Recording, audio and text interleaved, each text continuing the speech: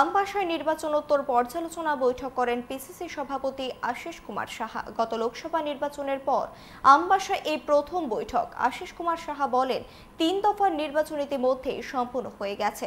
সর্বভারতীয় কংগ্রেসের সার্বিক আলোচনায় উঠে এসেছে যে ৩ দফায় ভোটের ফলাফল ইন্ডিয়া জোটের পক্ষে যাবে।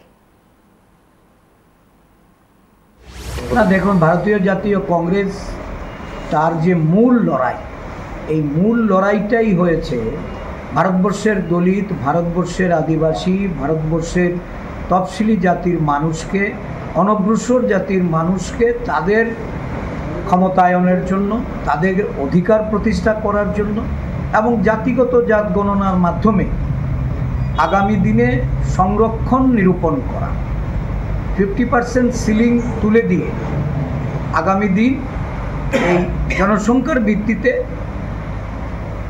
এই সংরক্ষণ প্রথা চালু করা, এটা আমাদের দলের নেতৃত্ব সরাসরি বলেছেন।